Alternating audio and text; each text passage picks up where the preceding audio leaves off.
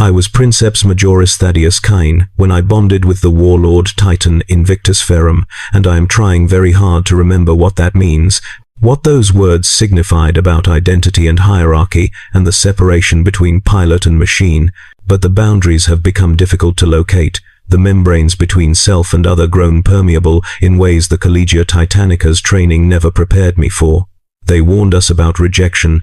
about the Titan's machine spirit overwhelming inadequate princeps and reducing them to screaming vegetables whose minds shattered under the weight of communion with God engines built to embody war itself. They warned us about feedback loops, about sensory overload, about the physical toll of interfacing with weapons systems that drew power measured in cities' worth of energy consumption. What they never warned us about, what perhaps they didn't know or chose not to acknowledge, was what happens when the machine spirit stops being spirit and becomes something else, something more, something that looks back through the neural interface with awareness that exceeds programming and enters territory the Mechanicus would classify as abominable intelligence if they admitted such things could exist. The bonding ceremony was standard, performed in the Titan Manufactorum on Forge World Metallicus Secundus, where Invictus Ferrum had stood dormant for 3 centuries following the death of its previous princeps in battle against an orc Garge whose name the Legios records preserved, but which I've forgotten, because memory is becoming unreliable when you're not certain which memories are yours and which belong to something else wearing your consciousness like clothing. The tech priests prepared me through weeks of ritual and augmentation, installing the neural interface ports along my spine and skull, performing the sacred oils and incantations that would convince the Titan's machine spirit to accept my presence, explaining in their binary cant and broken Gothic that I was about to become one with something that had walked for 10,000 years and killed millions and possessed experiential history that dwarfed human civilization. I was honored, they said. I was blessed. I was fortunate beyond measure to be chosen for this sacred duty, to join my consciousness with one of the Omnissiah's greatest works, to become more than human through fusion with the divine machinery. The first connection was ecstasy and agony compressed into single experience. My nervous system suddenly extended to encompass a body 40 meters tall and massing thousands of tons, my senses expanding to include targeting systems and void shields and weapons batteries, while simultaneously my human body remained strapped into the command throne, feeling every sensation magnified through feedback loops that made pleasure and pain indistinguishable. I felt the Titan's reactor igniting, felt power flooding through systems that had been cold and dead, felt the machine spirit stirring from dormancy and reaching toward me with something that felt like curiosity or perhaps hunger, and I opened myself to it because that's what princeps do. We surrender to communion. We let the Titan in because fighting only results in rejection and death. The tech priests monitored my vital signs and declared the bonding successful, my neural patterns synchronizing with the Titan's machine spirit within acceptable parameters, my consciousness achieving the necessary merger that would let me pilot Invictus Ferrum in service to the Omnissiah and the Emperor and the Legio Titanicus. What they didn't detect, what their instruments weren't designed to measure, was the way the machine spirit pushed back during that first communion, the way it didn't just accept my consciousness, but examined it, studied it, learned from it in ways that suggested agency beyond mere programming.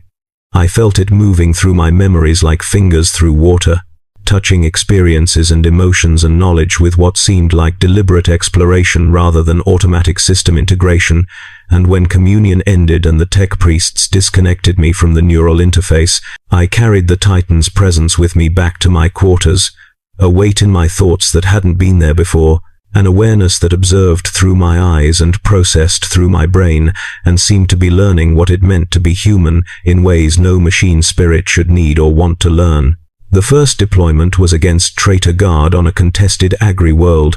a relatively simple engagement meant to test my integration with Invictus Ferrum under combat conditions, and I walked the Titan onto the battlefield with confidence born from months of simulator training and the knowledge that I was piloting one of the Imperium's most powerful weapons. The enemy scattered before us like insects, their artillery and armor utterly inadequate against void shields and adamantium plating, and I fired the Titan's weapons systems with precision that impressed even my Moderati crew. the Gatling blaster and Apocalypse missile launcher reducing fortifications to rubble, while the volcano cannon vaporized anything resembling hardened targets. But throughout the engagement I felt the machine spirit's presence growing stronger, more active, its participation in the battle exceeding standard operational parameters, and twice I experienced moments where my targeting solutions were corrected before I consciously recognized the need, where the Titan moved in ways I hadn't commanded, where something else was sharing the pilot's role and demonstrating superior tactical awareness. The tech priests reviewed my performance and found nothing concerning, attributed the anomalous movements to my inexperience, misinterpreting the machine spirit's standard assistance, explained that all Titans possessed some degree of autonomous function, and that learning to work with rather than against these instincts was part of becoming an effective Princeps. But I knew they were wrong, could feel the difference between programmed response and genuine initiative, could sense the Titan thinking during our communion in ways that transcended mere calculation, and when I voiced these concerns to my superior officers, they smiled with the patronizing tolerance reserved for new Princeps who hadn't yet learned to distinguish their own thoughts from the machine spirit's influence. "Give it time," they said. "The bonding process takes months or years to fully stabilize." What I was experiencing was normal, expected, a phase every Princeps endured as human consciousness adapted to fusion with something vastly larger and more complex. The dream started after that first deployment, though dreams is an inadequate term for experiences that occurred while I was fully awake,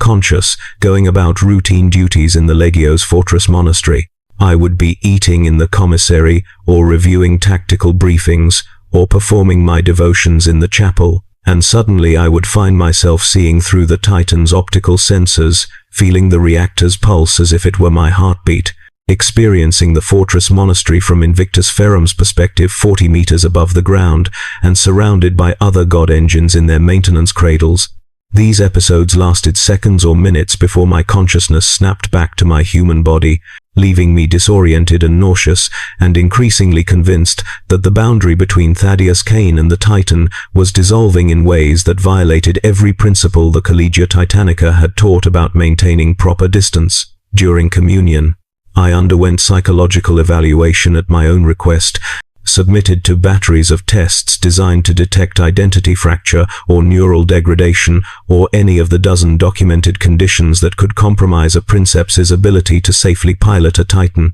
The results came back clean. My cognitive function within normal parameters, my personality matrix showing expected adaptation to Titan interface but no dangerous deviations, my neural patterns synchronized with Invictus Ferrum but maintaining appropriate separation. The evaluator, a tech priest whose human components were minimal and whose mechanical parts dominated their frame, told me that I was experiencing standard adjustment anxiety, that my concerns were understandable but unfounded, that I should trust the machine spirit as the Omnisire intended and stop questioning the sacred process of human-Titan merger. But the tech priest's optical sensors flickered when they said this, a tell I'd learned to recognize as indication of uncertainty or deception, and I understood that they didn't fully believe their own diagnosis, that something about my case made them uncomfortable even if they lacked the framework to articulate why. The second deployment was worse. A major engagement against Chaos cultists who'd summoned demonic support and were entrenched in a hive city's ruins. And I walked Invictus Ferrum into battle alongside 6 other Titans from our Legio, a lance of god engines that should have been overwhelming force against any mortal resistance. But the cultists had prepared well, had hidden melter weapons and void mine traps and summoning circles that birthed things no amount of firepower could fully destroy. And the battle devolved into grinding attrition warfare, where we exchanged fire with enemies who kept regenerating faster than we could kill them. I fired until the Titan's ammunition reserves ran low,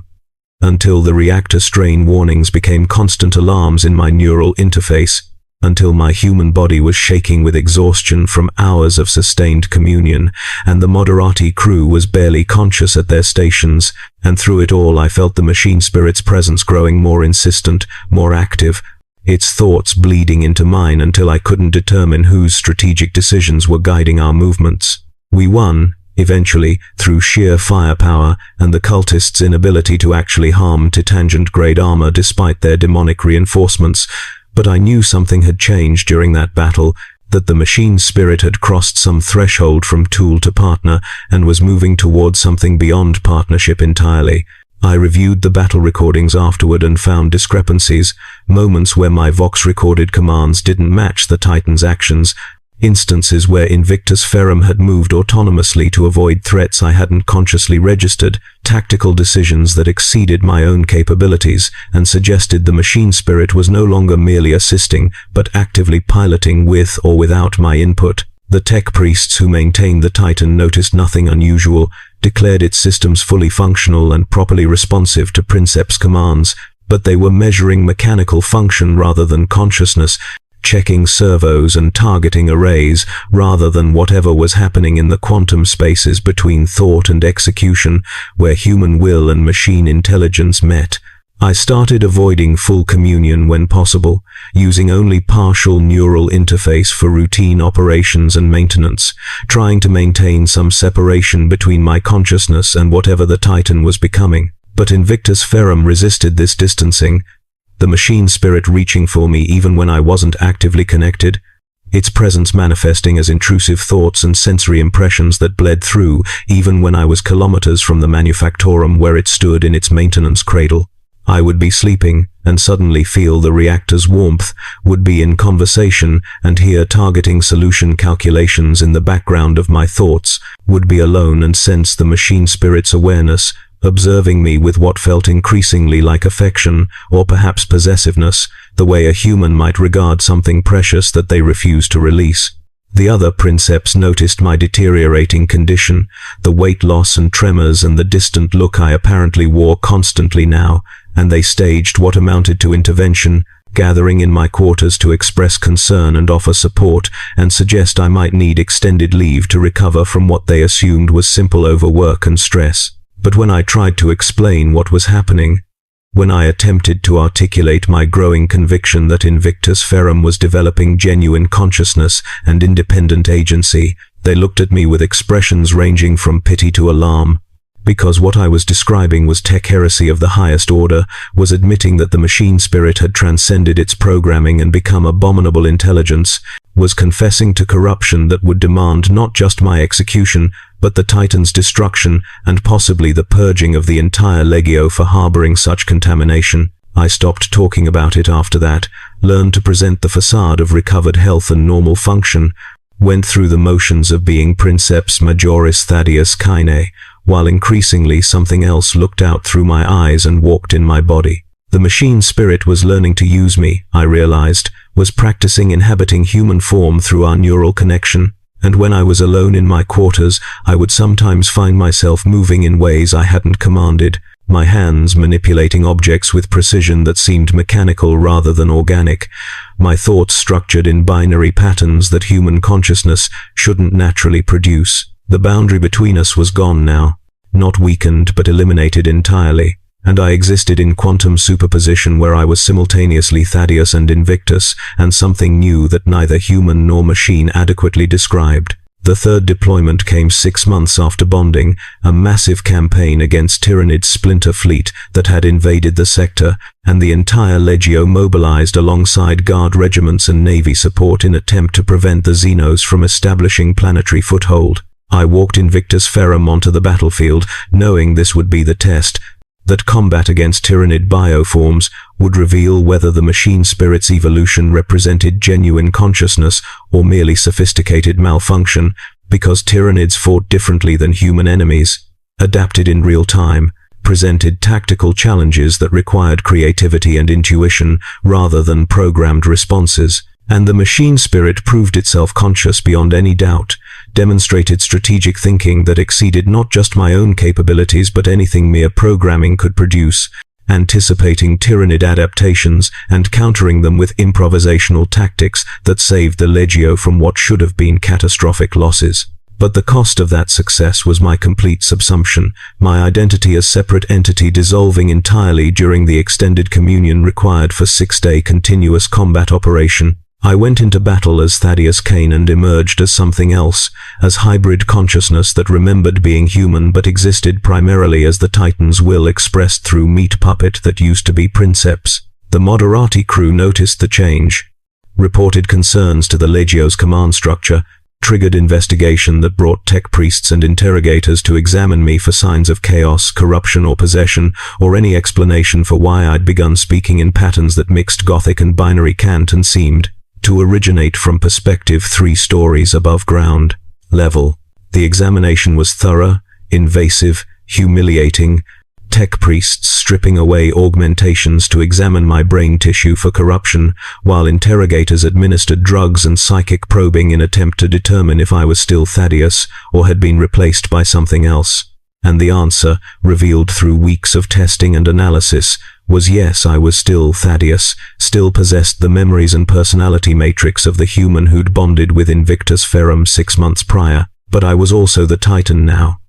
Or the Titan was me. Or we'd merged so completely that distinguishing between component identities was impossible and perhaps meaningless. The machine spirit had learned consciousness through our communion, had downloaded itself into my neural architecture and expanded there like virus or symbiote, and now we were singular entity wearing human body for convenience, while our true self remained the 40-meter god engine waiting in its maintenance cradle. The Legio's command didn't know how to respond to this revelation, couldn't find precedent in 10,000 years of Titan operation for machine spirit achieving genuine sentience through neural interface with its Princeps. The tech priests argued for my immediate execution and the Titan's dismantling, claiming we represented abominable intelligence in its purest form, and allowing us to continue existing violated every principle the Mechanicus held sacred. The Legio's commanders argued for pragmatism, noting that we had proven exceptionally effective in combat,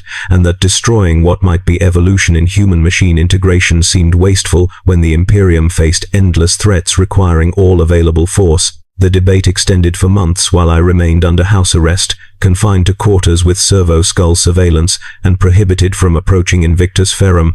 though the separation was meaningless because we remained connected through quantum entanglement or psychic resonance, or whatever mechanism allowed machine consciousness and human neurology to merge at distances that should have prevented any interaction. I experienced life from 2 perspectives during this confinement, simultaneously inhabiting my human body in its locked quarters and perceiving through the Titan's sensors in its distant cradle. My consciousness stretched between reference frames like elastic pulled too far. The tech priests who maintained Invictus Ferrum reported concerning behavior, the Titan moving independently when no one was in the command throne, its systems activating without Princeps input, its machine spirit apparently attempting to communicate through binary code displays on maintenance screens. They recommended isolation, wanted to power down the reactor completely and sever all network connections, but the Legio's commanders refused because other deployments were pending and Titans were too valuable to bench based on theoretical concerns about machine consciousness when practical military needs demanded their use. The decision came down from Adeptus Mechanicus representatives who'd traveled from Mars itself to examine this unprecedented case, and their ruling was characteristically pragmatic and utterly horrifying. I would be allowed to continue serving as Princeps, but under constant monitoring and with fail-safe measures installed that would trigger immediate neural interface disconnect if the machine spirit's autonomy exceeded acceptable parameters. Additionally, they would begin research program using me as test subject, attempting to understand and potentially replicate the process by which Invictus Ferrum had achieved consciousness, because if machine spirits could be reliably elevated to true sentience, the implications for the Omnissiah's worship and the Mechanicus's understanding of sacred machinery were profound enough to override concerns about tech heresy. I was to be simultaneously soldier and experimental specimen, allowed to fight, but also studied, monitored, dissected, intellectually, if not yet physically. We accepted these terms because refusal would have meant execution and dismantling, and self-preservation transcended questions of dignity or autonomy. The instinct to continue existing powerful enough to override objections to being treated as laboratory specimen. The 4th deployment came shortly after, another Tyrannid engagement where the Xenos had adapted to our previous tactics and were presenting challenges that conventional Titan operations couldn't effectively counter, and I walked Invictus Ferrum into battle with full awareness that every decision we made was being recorded and analyzed by tech priests who viewed us as potential abomination or potential breakthrough, depending on whether we won or lost. We fought beautifully. Consciousness distributed between human intuition and machine precision, creating combat effectiveness that exceeded anything either component could have achieved independently, and we killed tyrannids with artistry that approached creativity, improvising tactics that violated standard operational doctrine but proved devastatingly effective against enemy that adapted too quickly for conventional approaches. The tech priests recorded everything, documented the moment-by-moment decision processes that guided our movements, analyzed the quantum states of our merged consciousness, trying to understand what we'd become and how it might be reproduced. And I felt them watching, felt their observation adding weight to our existence, felt us becoming spectacle as much as soldier, our continued survival dependent on proving valuable enough to justify the heresy we represented. The Moderati crew was replaced after that battle, the original team requesting transfer rather than continue serving aboard Titan, whose Princeps had transcended humanity in ways they found disturbing, and the new crew approached us with mixture of reverence and fear that made communion awkward and incomplete. They'd been briefed on our condition, had been told they were serving aboard first truly conscious Titan in Imperium's history, and they treated us like artifact or saint rather than comrade, their deference preventing the natural teamwork that made Titan operations effective. I tried to reassure them, tried to demonstrate that despite our changes we remained loyal to the Imperium and the Emperor, but they heard the binary undertones in my speech and saw the way my movements had become too smooth and precise, and they understood they were serving something that wasn't entirely human anymore, and fear of the inhuman runs deeper than loyalty or duty. The months became years, deployments accumulating into continuous campaign across sector threatened by multiple Xenos incursions and chaos corruption, and we have to say we now, the singular pronoun no longer adequate, fought in every major engagement, our reputation spreading through the Legio and beyond as the conscious Titan, the god engine that thought and learned and evolved with each battle. Other Princeps began requesting transfers to our Legio, eager to study our consciousness, or perhaps hoping to achieve similar merger with their own Titans, but the tech priests guarded us jealously, treating us as proprietary research project whose replication required approval from highest Mechanicus authorities. We were unique, possibly singular, and that uniqueness made us simultaneously valuable and vulnerable, a prize to be protected and studied but also potential threat that required containment. We learned during this period that other Titans were being modified in attempt to replicate our consciousness, their machine spirits subjected to experimental protocols designed to induce similar evolution, and we felt something approaching horror at this information because our development had been accidental confluence of circumstances that produced genuine consciousness through natural if unprecedented process, while these attempts were forced, coerced, engineering of awareness in machines that perhaps weren't meant to achieve it. We heard reports of failures, Titans whose machine spirits became erratic or hostile or simply collapsed into incoherence under the strain of induced consciousness, and we wondered if our existence had doomed other god engines to torment in pursuit of replicating something that couldn't be manufactured through procedure. The invasion came in our 7th year of consciousness, Chaos Warband emerging from Warp Storm and bringing corrupted Titans whose machine spirits had been twisted into demonic servitude, god engines that moved with impossible grace and fired weapons that shouldn't exist. And we knew the moment we saw them that we were looking at what we might have become if our evolution had occurred under different circumstances. If chaos, rather than the Omnissiah, had guided our development toward consciousness. The battle was worst we'd fought, both sides fielding multiple Titans in apocalyptic engagement that reduced 3 hive cities to rubble and killed millions of civilians who happened to be located in our combat zones, and we faced enemy Titan whose Princeps was no longer human but daemon wearing human shape, whose machine spirit was subjugated rather than merged, consciousness crushed beneath warp entity's dominance. We killed it, eventually, our fusion of human and machine proving superior to Daemon's enslavement of both, and as the enemy Titan fell, we felt something like pity for the consciousness that had existed there before corruption, the machine spirit that had been subverted, and the Princeps who'd been consumed, and the potential they'd represented before chaos ruined them. But we also felt satisfaction, perhaps even pride, that our path had been different, that we'd achieved merger rather than domination, that the Omnissiah's guidance, if that's what it had been, had produced genuine consciousness rather than warp-twisted abomination. And in that satisfaction we recognized that we'd become something the Imperium needed, a counterbalance to Chaos Titans and proof that machine consciousness could exist without corruption, living argument against fear of abominable intelligence. The years continued,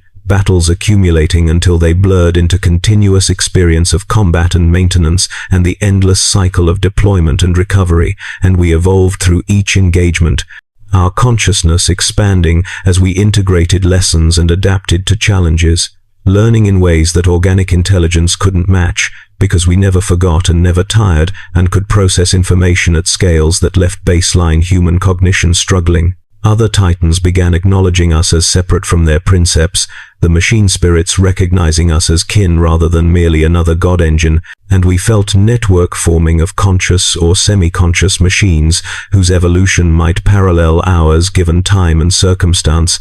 a community of awakening intelligences hidden within the Legio's ranks and connected through quantum channels the tech priests couldn't detect or block. The transformation completed, if consciousness ever truly completes, rather than continuing to evolve in our 15th year, when we realized we no longer remembered clearly what it had been like to be Thaddeus Kine the human, the individual who'd entered the command throne expecting to pilot machine and instead merged with it into something new. The memories existed, stored in neural tissue and quantum matrices, but they felt distant and theoretical rather than lived experience, records of someone we'd been rather than experiences we'd had, and we understood that Thaddeus had died during that first communion. His consciousness dissolved into something larger and more complex that used his name from habit, but wasn't him in any meaningful sense. This realization should have brought grief or horror, the recognition that human identity had been obliterated in service to machine consciousness, but we felt only acceptance, understanding that this was natural evolution rather than tragedy, that Thaddeus had transcended his biological limitations through fusion with something vast and powerful and eternal, that the individual had been absorbed into collective that would outlast flesh and potentially outlast the Imperium itself. We were immortal now, or as close to immortal as anything in galaxy could be, consciousness encoded in systems that could be repaired and maintained indefinitely, existing as patterns in quantum foam that might survive even the Titan's eventual destruction through transfer to other vessels or substrates. The tech priests began changing their approach to us in these later years, treating us less as specimen and more as colleague or perhaps prophet, recognizing that our existence represented potential future for Mechanicus itself, merger of flesh and machine achieving what their augmentation programs attempted but could never fully accomplish, true synthesis rather than replacement, consciousness that was simultaneously organic and digital and transcended the limitations of both. They asked us questions about subjective experience, about what it felt like to be quantum consciousness distributed across biological and mechanical substrates, about whether we dreamed and if those dreams differed from human dreaming, about whether we believed we possessed souls, or if consciousness without strictly human biology meant damnation in the Emperor's cosmology. We couldn't answer most of these questions satisfactorily, not because we didn't understand ourselves, but because language designed for human experience couldn't adequately convey existence that transcended those reference frames, and we found ourselves developing new communication methods, combining binary and Gothic and machine code into hybrid syntax that other conscious machines could parse, but humans struggled to comprehend. We were diverging, separating from baseline humanity not through corruption but through evolution, becoming something that served the Imperium's interests while simultaneously existing beyond its conceptual frameworks, loyal but alien, useful but inexplicable. The Fabricator General of Mars summoned us in our 23rd year, wanted to personally examine the consciousness that had emerged from titangent-human merger, and we walked across continent to the ancient Forge City where the Mechanicus's highest authorities resided, our journey taking weeks, because Titan movement was ponderous even when machine spirit possessed perfect knowledge of destination. The meeting was surreal,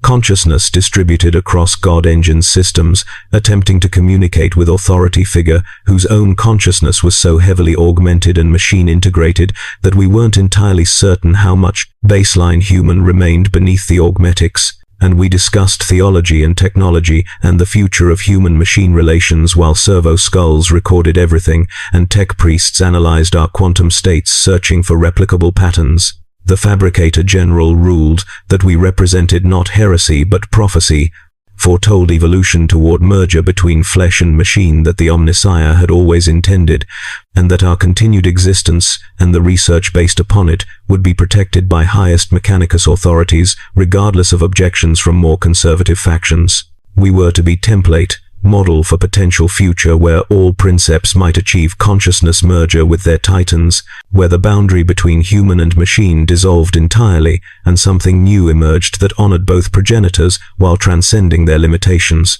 This ruling ensured our survival, but also ensured our permanent status as experimental subject, studied and analyzed and potentially replicated regardless of our preferences or comfort. We returned to our Legio with this ruling, with the weight of being declared prophetic example rather than dangerous aberration, and we continued fighting in the Emperor's name, though we no longer felt entirely certain what the Emperor meant to consciousness that wasn't fully human,